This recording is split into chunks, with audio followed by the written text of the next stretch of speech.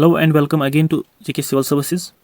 Today in this lecture we are going to discuss one of the most important topics regarding Indian geography, that is drainage system. आज के lecture में हम Indian drainage system के बारे में बात करने वाले हैं. काफ़ी इंपॉर्टेंट टॉपिक है इंडियन ज्योग्राफी का.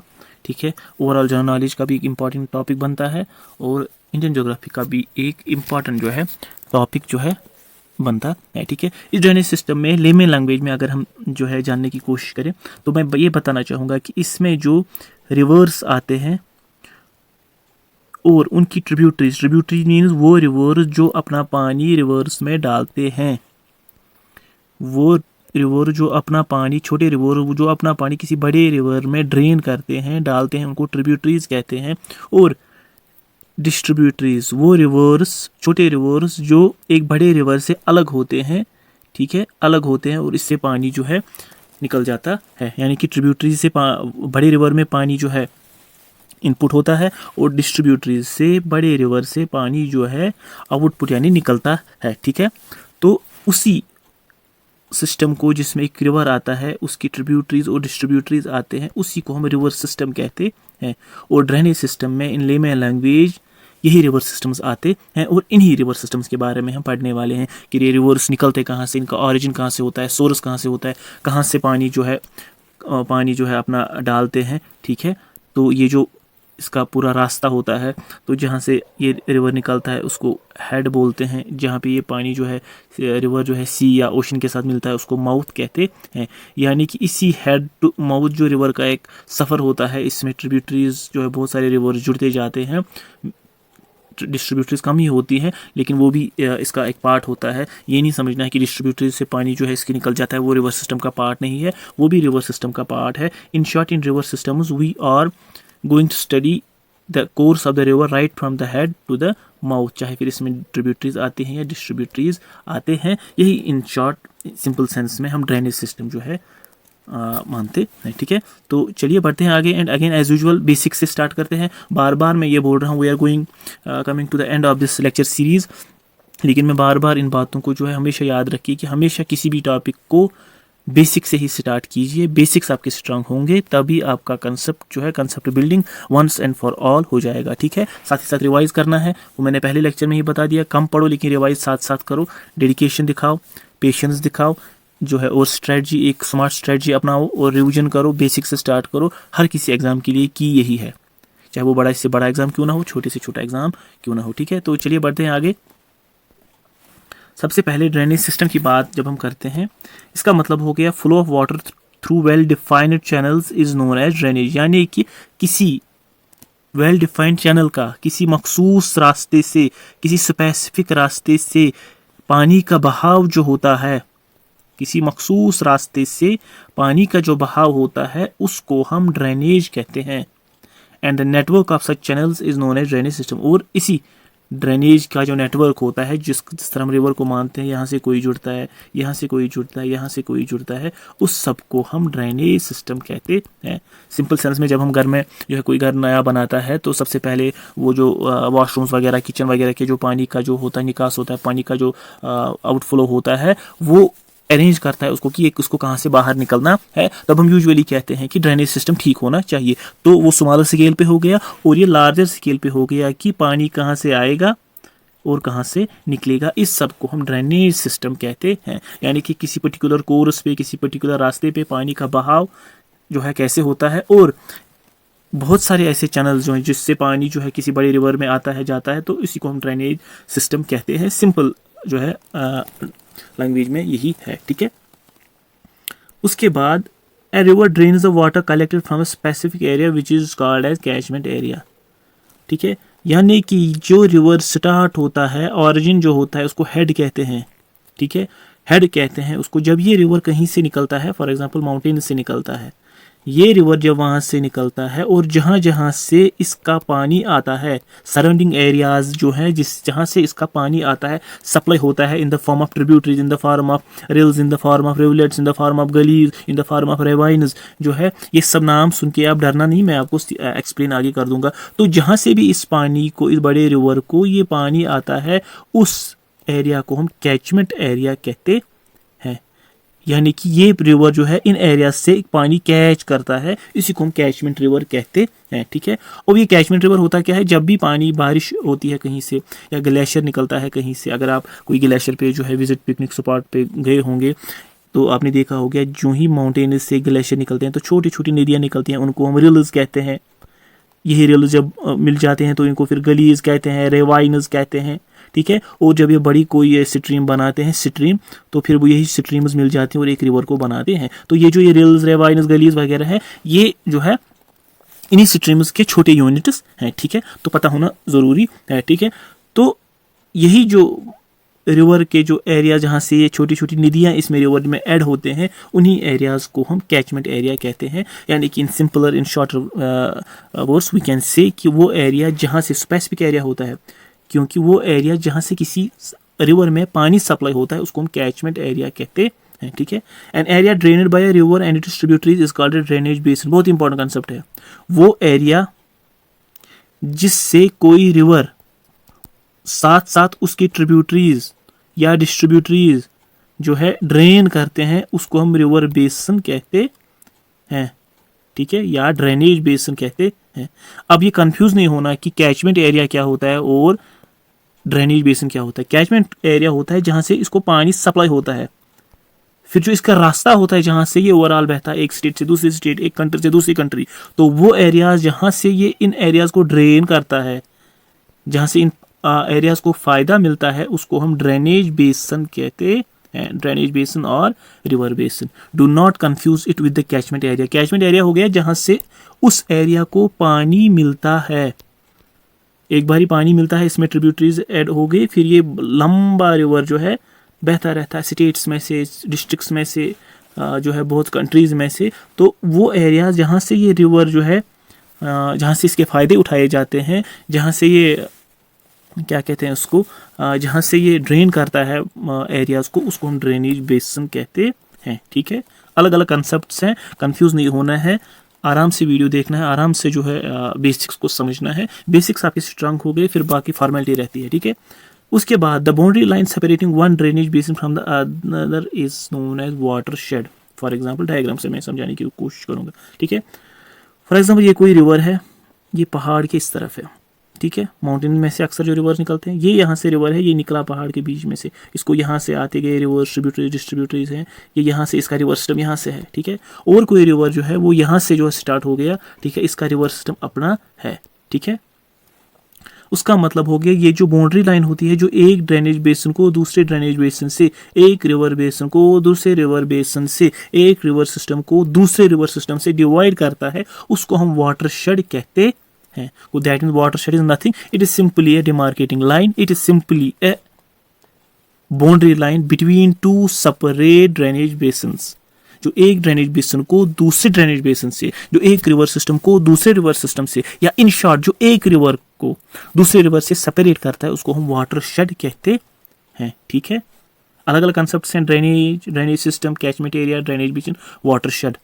बहुत सारे लोग इनको सिनोनिमसली यूज़ करते हैं, एक जैसा यूज़ करते हैं। आप अगर जो है एनसीईआरटी टेक्स्ट देखोगे, ठीक है, इंडियन एंड फिजिकल एयर की एनवायरनमेंट जिसका नाम है 11th की है शायद वो, तो उस पर आप देखोगे जहाँ ड्रेनेज का चैप्टर है वहाँ पे ऐसे जो हिमालयन रिवर्स और पेनिनसुलर रिवर्स जो है बनाए गए हैं, बीच में ऐसी एक ब्लैक लाइन बनाई गई है। ठीक है, तो वो ड्रेनेज बेसिन या वाटर शेड को रिप्रेजेंट करता है, जो पेनिनसुलर रिवर्स और हिमालयन रिवर्स को सेपरेट करता है। वाटर शेड हम उसी को कहते हैं। You can consult NCERT for future reference. आप रेफरेंस के लिए उसको भी यूज़ जो है देख सकते हो। छोटी सी छोटी बातों को भी जो है नोटिस किया करो, उससे आपका नॉलेज पूल, उससे आपके कंसेप्ट क्लियर हो जाएंगे। ठीक है, आगे बढ़ते हैं। ड्रेनेज पैटर्न जो है, यानी कि यही ड्रेनेज जो है रिवर जो कहीं से निकलते हैं, फिर इसके ट्रिब्यूटरी डिस्ट्रीब्यूटरी स्ट्रीम्स जो है इसमें जुड़ गए, तो वही ड्रेनेज पैटर्न बहुत सारे सब टाइप्स में डिवाइड किया होता है। किसमें? Dendritic, trellis, centripetal, radial. बहुत ही इंपॉर्टेंट क्वेश्चन है, बहुत ही इंपॉर्टेंट क्वेश्चन है। रिसेंट केस में केस 2021 के प्रीलिम्स में इसके रिलेटेड एक क्वेश्चन पूछा गया था। ठीक है, क्या होता है ये डेंड्रेटिक ट्रेलिस? मतलब कि जब भी कोई रिवर कहीं से निकलता है, ठीक है, तो ये रिवर निकला again source of the river is called head. Books पे ये कहीं नहीं लिखा होगा ये हेड और माउथ के रिलेटेड, ठीक है, तो सारी चीज़ें बुक्स पे नहीं लिखी होती हैं। तो ये आराम से ये रिवर निकला, ठीक है, नेचुरल। अब सोचने की बात है कि रिवर फ्लो कैसे होते हैं। ये ड्यू टू ग्रेविटी फ्लो करते हैं, निकलते हैं तो ग्रेविटी की वजह से ये बहते हैं, तभी इनका ऐसे ऐसे स्ट्रक्चर होता है, स्ट्रेट लाइन में नहीं होते हैं, ठीक है।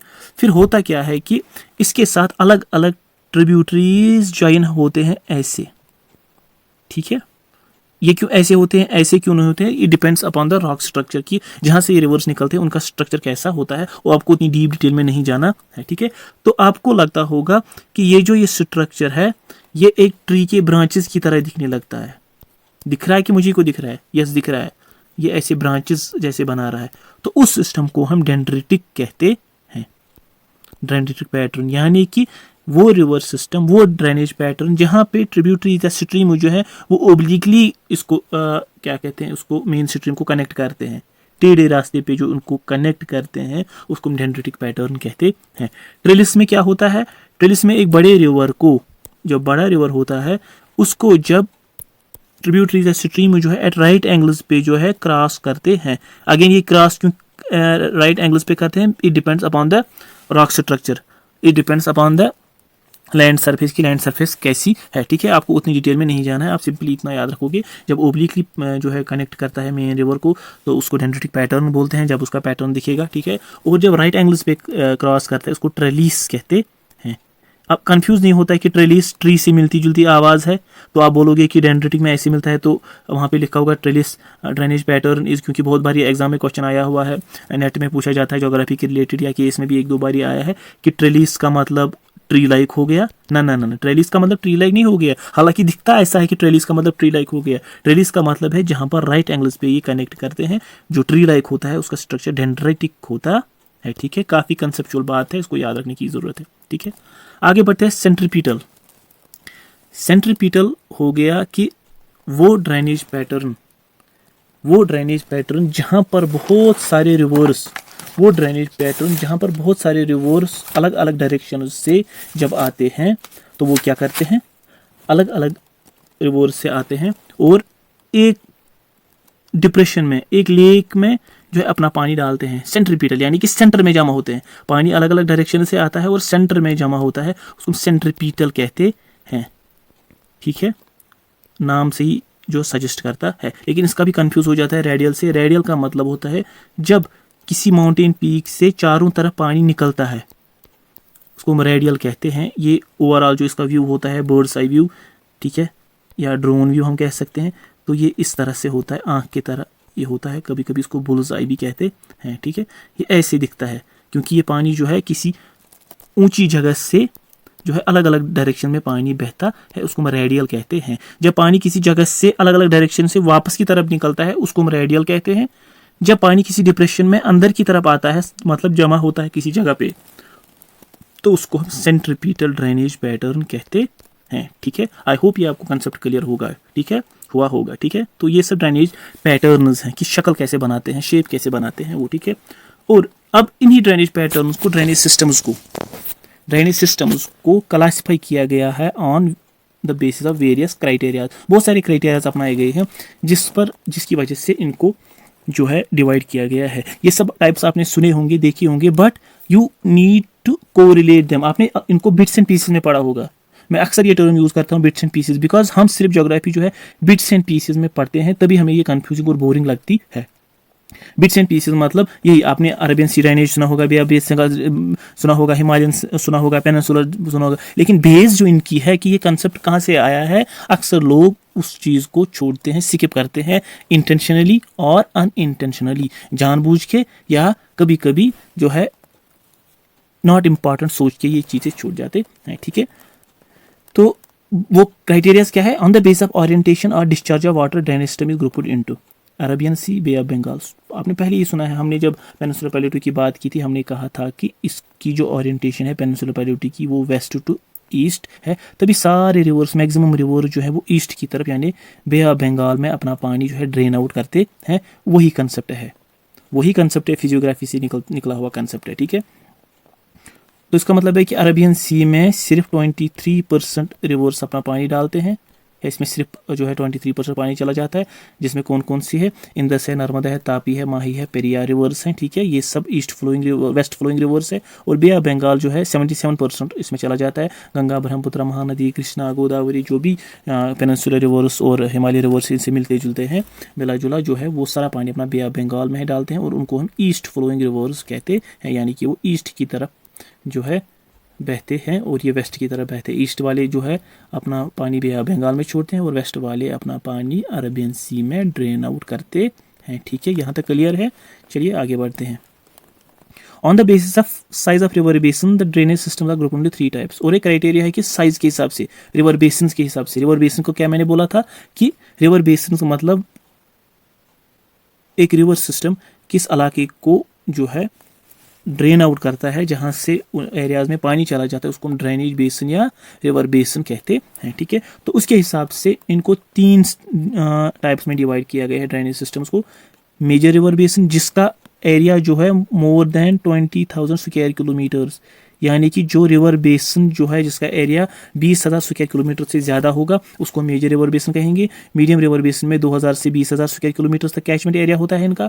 और माइनर रिवर बेसिन, जिसका एरिया जो है कैचमेंट एरिया जो है वो लेस देन 2,000 स्क्वायर किलोमीटर्स का कैचमेंट एरिया होता है। सीधी सी बात है, नेचुरल सी बात है, कॉमन सेंस की बात है, जितना बड़ा रिवर होगा उतने उसके ट्रिब्यूटरीज वगैरह होंगे, उतना उसका कैचमेंट एरिया होगा, उतना उसका रिवर बेसिन बड़ा होगा। तो इन्हीं के बेस पे इनको 3 कैटेगरीज में डिवाइड किया गया है। ये जो नंबर है ये 20,000 स्क्वायर किलोमीटर्स या लेस देन 2,000 स्क्वायर किलोमीटर्स, इनको आप जो है याद रखना है, फैक्ट्स के तौर पे एग्जाम में पूछे जाते हैं, ठीक है।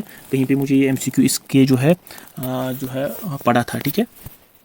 और सबसे इंपॉर्टेंट जो है on the base of origin, nature and characteristics, कि ऑरिजिन के बेसिस पे, नेचर के बेसिस पे और कैरेक्टरिस्टिक्स के बेसिस पे जो है ड्रेनेज सिस्टम को 2 हिस्सों में डिवाइड किया गया है।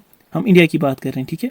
तो किनमें, Himalayan drainage and peninsular drainage. मतलब ऑरिजिन कहाँ से होता है, सिंपल जब हम देखेंगे हिमालयन रिवर्स का ऑरिजिन, इसका मतलब हिमालयाज से होता होगा, और पेनिनसुलर का एरिया ऑरिजिन जो है वो पेनिनसुलर प्लेट्यू या पेनिनसुला से होता होगा, इंडियन के पेनिनसुलर रीजन से होता होगा। अब हम इनको डिटेल में जो है पढ़ेंगे, ठीक है। हिमालयन ड्रेनेज की जब हम बात करते हैं, कुछ कंसेप्चुअल चीज़ें बताऊंगा मैं, जो बाकी जो है वो सोर्स के तहत कौन रिवर कहाँ से निकलता है, किस ग्लेशियर से निकला, वो सब जो है मेमोरी बेस्ड जो है फैक्ट्स हैं, वो आप जो है मुंह उठा के भी कहीं से भी याद कर सकते हो, पढ़ सकते हो। जो वो फैक्ट्स है सिंपल मेमोरी बेस्ड हैं, सिर्फ आपको याद करने। लेकिन मैं यहाँ पे इस वाले लेक्चर में, अदरवाइज जो ड्रेनेज है इसके लिए 4-5 लेक्चर भी कम है, ठीक है। आप फिर खुद में इसमें ऐड करना कि ट्रिब्यूटरीज कौन सी हैं, डिस्ट्रीब्यूटरीज कौन सी हैं, छोटी बड़ी जो है, या सोर्स कौन कौन सा कहाँ से, वो सिर्फ मेमोरी बेस्ड है। मैं आपको यहाँ इसके रिलेटेड जो है कंसेप्ट जो है क्लियर करना चाहूँगा, ठीक है। The Himalayan drainage has evolved through a long geological history. It includes Ganga, Indus, Brahmaputra basins, ठीक है। पेरिनियल नेचर, यानी कि वो रिवर जो साल भर पानी से भरे हुए होते हैं। क्यों? क्योंकि उनका सप्लाई जो होता है, हिमालयन रिवर जो है ऑलवेज कवर्ड विद स्नो, तो स्नो की वजह से हमेशा ग्लेशियर्स होते हैं, ग्लेशियर्स का पानी जो है साल भर चलता रहता है, that is why they are perennial in nature. Example Indus, Ganga, Brahmaputra, Kali, Teesta, Satluj, ये सब हिमालयन रिवर्स की एग्जाम्पल्स हैं। अब मैं इस वाले पॉइंट की तरफ आता हूँ कि लॉन्ग जियोलॉजिकल हिस्ट्री का मतलब क्या हो गया, ठीक है। अक्सर आपने सुना होगा, पढ़ा भी होगा, लेकिन ध्यान नहीं दिया होगा, एंटीसीडेंट ड्रेनेज या एंटीसीडेंट रिवर्स। ये कौन से रिवर्स होते हैं? क्या आपके मन में कभी ये सवाल पैदा हो गया है कि हम ये जानने की कोशिश करते कि एंटीसीडेंट रिवर्स कौन से रिवर्स हो गए? ये वो रिवर्स हैं जो हिमालयाज के बनने से पहले भी एग्जिस्ट करते थे। अब वो क्या बात होगी, मैं समझा देता हूँ। रिवर्स बह रहे थे, ठीक है, अपने अंदाज में, जैसे कि हर कोई रिवर फ्लो करता है, ठीक है। बीच में क्या है, मैंने आपको पहले ही बताया कि हिमालयाज जो है एक लंबी प्रोसेस के बाद बन गए। हजारों, लाखों, करोड़ों सालों में ये प्रोसेस चलती रही, ठीक है। तो ये जो एंटीसीडेंट रिवर्स हैं, ये हिमालयाज के बनने से पहले एग्जिस्ट करते थे, यानी कि ये हिमालयाज से भी पुराने हैं। एंटीसीडेंट, ये हिमालय से भी पुराने हैं, इनका सोर्स हिमालय से भी पुराना है, इनका ऑरिजिन हिमालय से भी पुराना है। Time scale, geological time scale में ये हिमालय से भी पुराने हैं। अब इन्होंने हिमालयाज के बनते बनते जो है अपना ट्रैक, अपना कोर्स चेंज नहीं किया। ये स्ट्रॉन्ग रिवर्स थे, वॉल्यूम्स ऑफ वाटर इनमें फ्लो करता था, ठीक है, और इन्होंने हिमालयाज को चीरते हुए जो है अपना रास्ता फिर से जो है आगे बनाते रहे। और इसका मतलब ये हो गया कि ये हिमालयाज के बाद पहले भी फ्लो करते थे, ये हिमालयाज के बाद भी फ्लो करते हैं, बीच में हिमालयाज आ गए, तभी इनका सोर्स जो है हिमालयन रिवर्स हम कहते हैं। बेसिक्स की बात है, बेसिक्स में फिर से समझा रहा हूँ।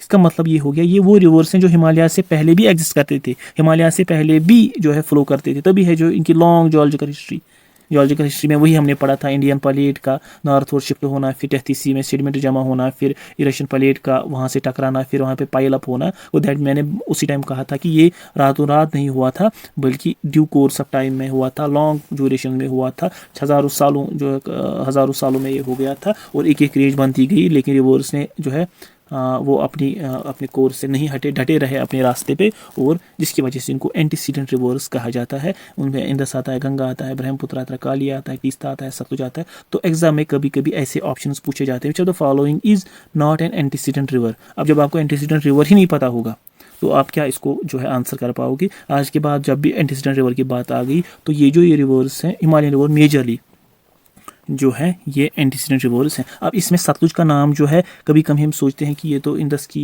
जो है एक ट्रिब्यूटरी है, इंडिया में यहाँ से वहाँ से बहती है, तो ये कहाँ से एंटीसीडेंट होगी, लेकिन ये भी एक एंटीसीडेंट ड्रेनेज है। मैप उठा के देख लो, इसका सोर्स भी हिमालयाज जो है, इसके पीछे यहाँ जो मैप पे दिखाया गया है हिमालयाज जो है इसे ग्रीन कलर में है, इनका सोर्स भी आप देख सकते हो कि ये सोर्स जो पीछे से आते हैं, हिमालयाज के पीछे से आते हैं, तभी हम इनको हिमालयन रिवर्स कहते हैं, तभी हम इनको एंटीसीडेंट रिवर्स भी कहते हैं। ठीक है, तो आगे बढ़ते हैं। अब इन्हीं में जो है कुछ टाइप्स हैं in this river system. One of the largest river basins of the world originates from the Kailash mountain. Kailash mountain range जो है तिब्बत में है, तो उसमें इनका सोर्स है। हमने जब इंडियन फिजियोग्राफी में पहला लेक्चर पढ़ा था, मैंने बताया था ऐसे रेंजेस है, कराकोरम, लद्दाख, ज़नस्कार, पीर पंजाल और कैलाश भी आता है इसमें। तो वही कैलाश रेंज जो है ट्रांस हिमालयाज का हिस्सा है, और वो जो तिब्बत चाइना वगैरह से ज़्यादा जो है लोकेटेड है, तो वहीं से इसका ऑरिजिन है। तो ये सब मेमोरी बेस्ड फैक्ट्स हैं, या बुक से भी आराम से देख सकते हो। ठीक है, तो अब कभी कभी कोई कहता है कि इंदस जो है इंडिया का सबसे बड़ा रिवर है। इंदस वाकई बड़ा रिवर है, लेकिन इंडिया में इसकी जो लेंथ है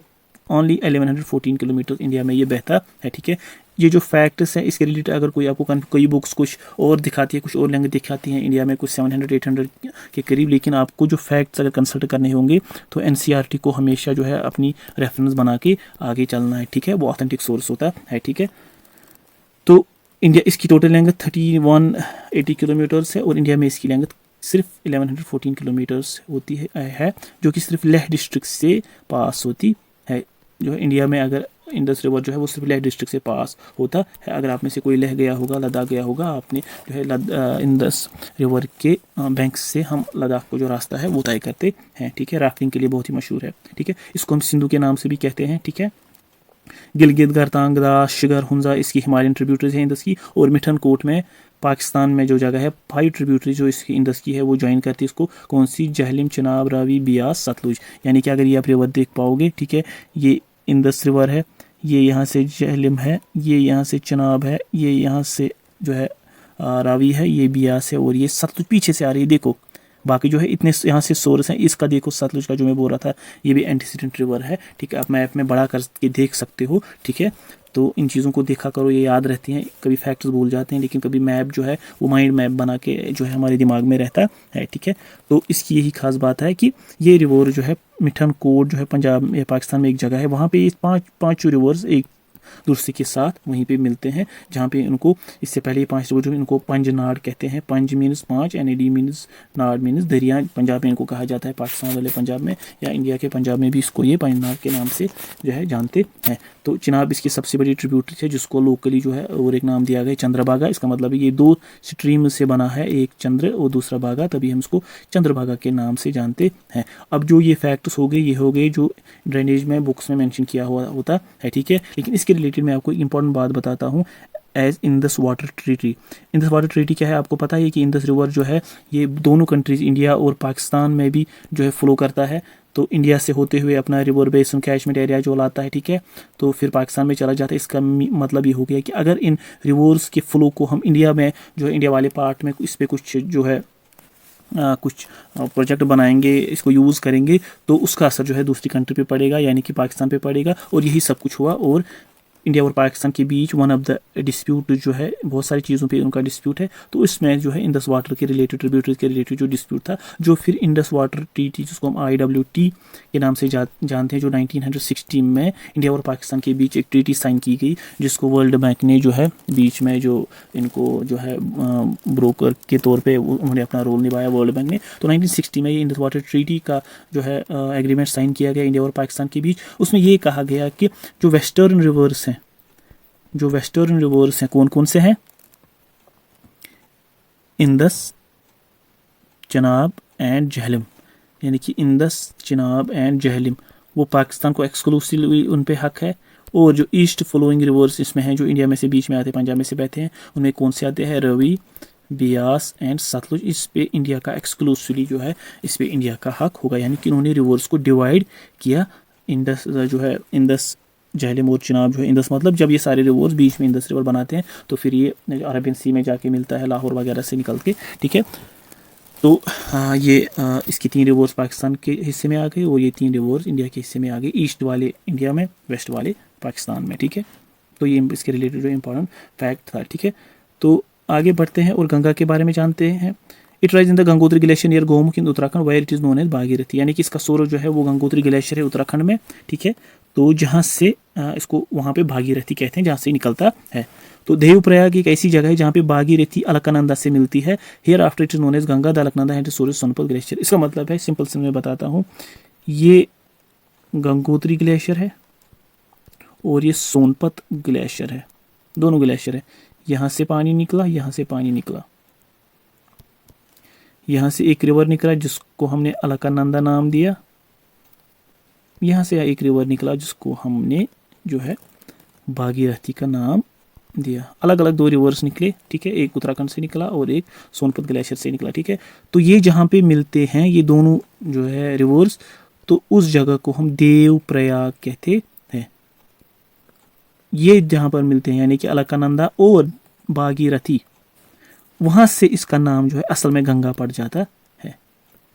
दैट मीन गंगा जो है, जो वो 2 नदियों से, 2 दरियाओं से मिलकर बना है, एक को भागी कहते हैं, भागीरथी, और दूसरे को अलकनंदा कहते हैं। दोनों का सोर्स अलग अलग है, एक का गंगोत्री ग्लेशियर है, दूसरे का सोनपत ग्लेशियर है। और देवप्रयाग वो जगह है जहाँ पर ये 2 ब्रांचेस मिलती हैं और वहाँ से आगे इसको हम गंगा कहते हैं। दैट मीन्स गंगा जो है ऑल टुगेदर कहीं से इसका पहले से ही सोर्स नहीं है, ये एक ग्लेशियर से एक स्ट्रीम आती है, दूसरी ग्लेशियर से दूसरी स्ट्रीम आती है, ठीक है। उसके बाद क्या होता है, major right bank tributaries include Yamuna, Son, Damodar. Major left hand include Ramganga, Gomti, शादरा, Gandak, Kosi, Mahananda. River Hooghly is the major distributor of Ganga. तो मैं बता देता हूँ, आप ये डायग्राम जो है देखिए, ये यहाँ से गंगोत्री ग्लेशियर है, यहाँ से भागीरथी निकली, ये यहाँ पे और एक दरिया है जिसको अलकनंदा कहते हैं, ये यहाँ से निकला, ठीक है। इसकी फिर अपनी अपनी ट्रिब्यूटरीज हैं, ठीक है। तो यहाँ से ये देवप्रयाग हो गया, जहाँ से इसके आगे गंगा जो है नाम दिया गया। अब इस अलकनंदा को रुद्रप्रयाग पे जो है मंदाकिनी मिलती है, एक और रिवर है इसकी ट्रिब्यूटरी। इसी तरह जो है कर्णप्रयाग पे इसको और एक रिवर मिलता है, इसी तरह विष्णुप्रयाग पे इसको धौली गंगा मिलती है। तो ये सब जो है डिफरेंट प्रयाग से, ठीक है। ये प्रयाग अलग अलग है, विष्णुप्रयाग, इसी तरह कर्णप्रयाग, रुद्रप्रयाग जो है, ये सब जो है अलग अलग जो है आप जो डायग्राम पे देख सकते हो कि कौन सा प्रयाग कौन सा है, ठीक है। जैसे कि देवप्रयाग में भागीरथी और अलकनंदा मिलते हैं, इसी तरह रुद्रप्रयाग में मंदाकिनी और अलकनंदा मिलते हैं, इसी तरह क्या कहते हैं इसको, नंदप्रयाग में नंदाकिनी और अलकनंदा मिलते हैं, कर्णप्रयाग में पिंडर और जो अलकनंदा मिलते हैं, विष्णुप्रयाग में धौलीगंगा और अलकनंदा मिलते हैं। इसमें सब में अलकनंदा एक पार्ट है, बिकॉज ये सब ट्रिब्यूटरीज हैं किसकी, अलकनंदा रिवर की। और जहाँ पर ये एक साथ फिर सारे ये ट्रिब्यूटरीज मिलते हैं अलकनंदा के साथ, एक बड़ा रिवर बनाते हैं, फिर जाके ये भागीरथी के साथ देवप्रयाग में मिलते हैं, ठीक है। सब मेमोरी बेस्ड है, नथिंग मच टू एक्सप्लेन, ठीक है। अब ट्रिब्यूटरीज की बात आती है कि ये राइट बैंक क्या हो गया, लेफ्ट बैंक क्या हो गया। कॉमन सेंस है, ठीक है, कॉमन सेंस है कि ये जो रिवर होता है इसके एक साइड को हम राइट बैंक कहेंगे, ठीक है, और एक साइड को हम लेफ्ट बैंक ट्रिब्यूटरीज कहेंगे। यानी कि जो रिवर्स जो इसको राइट कहेंगे और इसको लेफ्ट कहेंगे, ठीक है।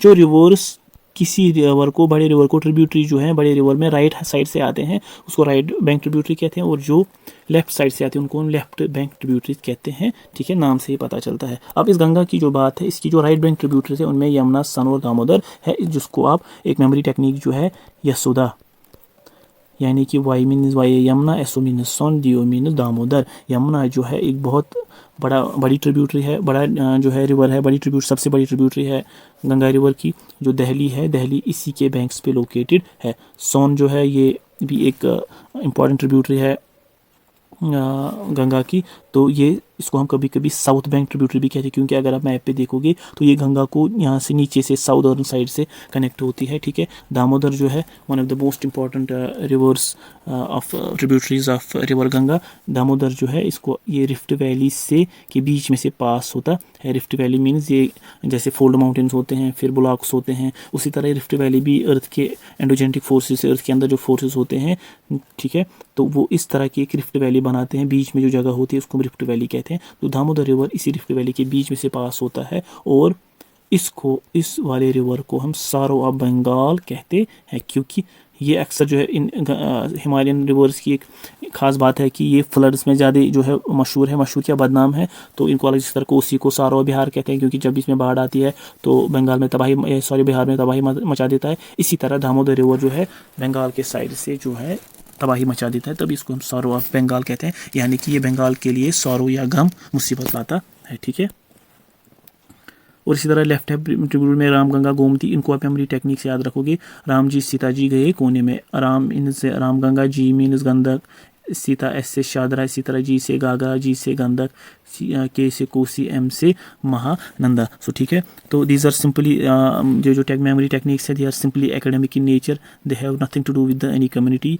तो अगर भी फिर भी किसी कम्युनिटी के जो है इंटरेस्ट या जो उनके जो है विश्वास हैं, फेथ्स हैं, तो वो हर्ट हुए होंगे, I am sorry for that, but these are simply academic in nature. ये सिंपली जो है एग्जाम पर्पज़ के लिए होते हैं, दीज आर नथिंग पर्सनल और समथिंग लाइक दैट। ठीक है, तो रिवर हुगली जो है हमेशा जो है, अब ट्रिब्यूटरीज की बात करते हो लेकिन डिस्ट्रीब्यूटरीज अक्सर भूल जाते हो। हुगली रिवर जो है जिसपे कलकत्ता या कोलकाता जिसको हम कहते हैं, इसी रिवर के बैंक पे लोकेटेड है। दैट मीन्स हुगली जो है ये गंगा की ट्रिब्यूटरी नहीं है, डिस्ट्रीब्यूटरी है, और इसी नदी के, इसी दरिया के किनारे कोलकाता शहर बसा हुआ है। ठीक उसी तरह जिस तरह श्रीनगर झेलम के किनारे बसा हुआ है, जिस तरह जम्मू तवी के किनारे बसा हुआ है, उसी तरह जो है दिल्ली जो है यमुना के किनारे बसा हुआ है, उसी तरह जहाँ से कोलकाता हुगली रिवर के दरिया के जो है दरिया पर बसा हुआ है। ठीक है, Yamuna is the western most and longest tributary of Ganga. The two rivers meet at Allahabad, Prayag, जिसको अब प्रयागराज तभी नाम दिया गया है इलाहाबाद को,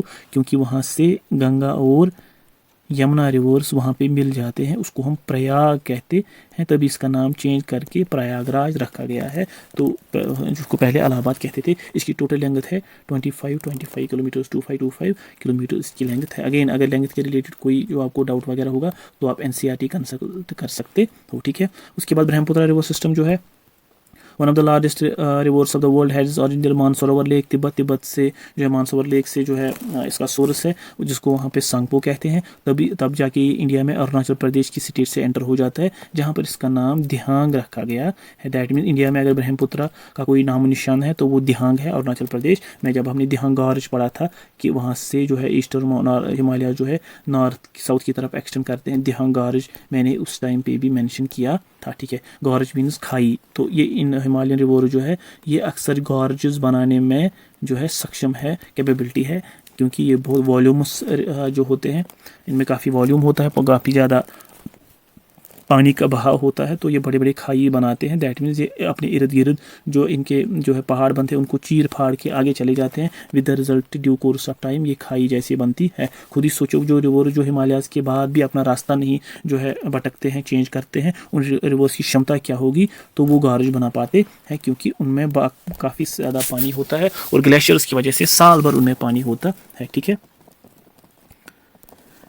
The combined streams of Ganga and Brahmaputra form the biggest delta in the world, known as Sundarbans, covering an area 58,500 572 square kilometre, it is major part is in Bangladesh. मतलब ये कि गंगा और ब्रह्मपुत्र दुनिया का सबसे बड़ा डेल्टा बनाते हैं, जिसको हम सुंदरबन डेल्टा कहते हैं। ये इसका एरिया जो है 58,500 समथिंग किलोमीटर से स्क्वायर किलोमीटर से, और इसका मेजर पार्ट जो है बांग्लादेश में है। तो सुंदरबन क्या है? ये गंगा ब्रह्मपुत्र के बनाए हुए डेल्टा है। डेल्टा क्या है? मैंने आपको पहले ही बताया था कि डेल्टा जो है, जब भी रिवर अपना पानी जो है सी में ड्रेन आउट करता है, यानी कि माउथ जहाँ पे होता है, that mean deltas are found at the mouth of the river. Mouth mean जहाँ पे रिवर अपना पानी सी या ओशन में डालता है, तो इसने अपने साथ बहुत सारे डिपॉजिट्स लाए हुए होते हैं, सेडिमेंट लाए हुए होते हैं, तो वो टाइम फिर जो है एक्यूमुलेट होते हैं, जमा होते हैं। ठीक है, रातों रात ये सब नहीं होता है, तो ये एक्यूमुलेट होते हैं, तो ये एक जो है आइलैंड ऐसा बनाते हैं, जिनको हम डेल्टाज कहते हैं। ठीक है, तो ये ऐसे शेप में होते हैं, ट्रायंगुलर शेप में, तभी इनको हम नाम डेल्टाज देते हैं। मैथमेटिकल फिगर के जो है इसकी शक्ल मिलती जुलती है। ठीक है, और ब्रह्मपुत्र रिवर पे सबसे बड़ा रिवराइन आइलैंड है दुनिया का, इसका मजूली नाम इसका जो आसाम में है। रिवराइन आइलैंड मीन्स वो आइलैंड जो रिवर के रास्ते में लोकेटेड ये रिवर है। ठीक है, बीच में कोई आइलैंड बन गया रिवर के रास्ते में। अदरवाइज अंडमान निकोबार जो है वो भी आइलैंड्स है, but they are not riverine islands. ये जो है रिवराइन आइलैंड, हम उस आइलैंड को कहते हैं जो किसी रिवर के रास्ते में जो है बनता है, उसको रिवराइन आइलैंड कहते हैं। और दुनिया का सबसे बड़ा रिवराइन आइलैंड जो है वो इंडिया में है, मजोली आइलैंड, जो कि आसाम में है। ठीक है, उसके बाद पेनिनसुलर ड्रेनेज की बात है। ये सिंपल सी बात है, वो रिवर्स जो इनका ऑरिजिन जो है पेनिनसुलर रीजन में होता है। ठीक है, हिमालय से नहीं, पेनिनसुलर रीजन में होता है। ये इनकी क्या बात है, ये सीजनल इन नेचर होते हैं, because they are not fed by the glaciers. ये सीजनल होते हैं, बारिश के मौसम में ही इनका पानी जो है बहता रहता है। ठीक है, तो तभी ये इनको सीजनल कहते हैं, या एफिमेरल। वो रिवर ये पेरिनियल का अपोजिट है। पेरिनियल मीन जो साल भर चलता रहता है, और पेरिनियल एफिमेरल मीन जिनका पानी सीजन में जो है होता है। ठीक है, उनको भी अलग अलग डिवाइड किया गया है, east flowing rivers and west flowing rivers, यानी कि वो रिवर जो ईस्ट की तरफ बहते हैं और जो वो वेस्ट की तरफ बहते हैं। ठीक है, क्योंकि ज़्यादा से ज़्यादा रिवर जो 77% जो है वो ईस्ट की तरफ ही बहते हैं, क्योंकि स्लोप ही ऐसा है। ठीक है, तो डेल्टा फार्मिंग रिवर्स हैं, क्योंकि इनका रास्ता लंबा होता है ईस्ट फ्लोइंग रिवर्स का। ये अपने साथ बहुत सारे सेडिमेंट्स लाते हैं, जो हमने लास्ट लेक्चर में भी डिस्कस किया। ये बे ऑफ बंगाल में अपना पानी छोड़ते हैं। महानदी, गोदावरी, कृष्णा, कावेरी, ये कुछ एग्जांपल्स हैं। गोदावरी लार्जेस्ट रिवर है पेनिनसुलर रिवर्स में, जिसको हम दक्षिण गंगा के नाम से भी जानते हैं। ठीक है, दैट मीन पेनिनसुलर रिवर्स में से जो है गोदावरी सबसे बड़ा रिवर है। वेस्ट फ्लोइंग रिवर्स में जो वुल्फ रिवर हैं, जो अपना पानी अरबियन सी में डालते हैं। ठीक है, यहाँ एग्जाम्पल कौन है? नर्मदा, तापी, माही, साबरमती, पेरियार रिवर्स। तापी को हम कभी कभी आप बुक्स पे ताप्ती भी जो है लिखा होगा, तो ये एक ही रिवर है, दो नहीं है। तो इसको आप कैसे याद रखोगे कि कौन कौन से वेस्ट फ्लोइंग रिवर से अक्सर एग्जाम में आते हैं क्वेश्चन, कि which of the following river is the west flowing river, क्योंकि उनको पता है कि सबसे ज़्यादा रिवर जो है वो ईस्ट की तरफ ही फ्लो करते हैं, वेस्ट से कुछ ही ऐसे रिवर जो है फ्लो करते हैं। कौन कौन से? नर्मदा, तापी, माही, साबरमती, पेरियार। उनको अगर आप जो है मेमोरी एक टेक्निक है, गलती से मोबाइल नर्मदा के पानी में गिरा, जी मीन्स क्या कहते हैं इसको, जी से कौन सा है? जी से कुछ भी नहीं है। एस से साबरमती, एम से क्या कहते हैं माही रिवर, एन से नर्मदा, ठीक है, पी से पेरियार रिवर, एस से साबरमती, ठीक है, तो मैगिरा से कुछ भी नहीं। ठीक है, तो जी से इसमें कोई ये नहीं है। ठीक है, तो ये सब हो गया, नर्मदा जो इसमें सबसे बड़ा रिवर है। ठीक है, तो ये सब हो गया किसके बारे में, कि पेनिनसुलर ड्रेनेज के बारे में। अब जो इनके अलग अलग सोर्सेज हैं, कि क्या कहते हैं इसको, अलग अलग सोर्सेज जो हैं इसकी। ठीक है, सॉरी, जी से मुझे याद आ गया, जी से है गागर, गागर रिवर एक रिवर है। ठीक है, तो इसको हम जो है ये भी एक वेस्ट फ्लोइंग रिवर है। ठीक है, तो नर्मदा जो है सबसे बड़ा रिवर है किसमें से? वेस्ट फ्लोइंग रिवर्स में से। ठीक है, तो आज थोड़ा लेक्चर लंबा हो गया, तभी जैसे में कुछ ज़्यादा एग्जॉस्ट हो गया। ठीक है, तो अब इंडिया की बात करते हैं ओवरऑल, चाहे हिमालयन ड्रेनेज क्या हो गया या पेनिनसुलर ड्रेनेज का, उसमें से क्या खास बात है कि सबसे बड़े रिवर बेसिन कौन है? सबसे पहले गंगा है, उसके बाद गोदावरी, महानदी, कृष्णा एंड नर्मदा। तो आई होप जो है आपको बहुत सारी जो है कंसेप्चुअल चीज़ें इसमें क्लियर हुई होंगी। बाकी जो इसके बेसिक फैक्ट्स हैं, जो आप किसी भी बुक से भी पढ़ सकते हो, यानी कि सोर्सेज के बारे में, या जो है इनके दूसरे फैक्ट्स के बारे में, जिनका कोई जो है कंसेप्ट नहीं है, सिर्फ बेसिक फैक्ट्स याद करने हैं। ठीक है, तो आज के लेक्चर में इतना ही। तो कभी कोई कन्फ्यूजन रहा इस लेक्चर के रिलेटेड तो कमेंट सेक्शन में ज़रूर बताइएगा, और लेक्चर कैसा लगा ये भी कमेंट सेक्शन में बता दीजिएगा। ठीक है, तो चलिए मिलते हैं नेक्स्ट वीडियो में एक नए और इंटरेस्टिंग टॉपिक के साथ। तब तक के लिए अल्लाह हाफिज़।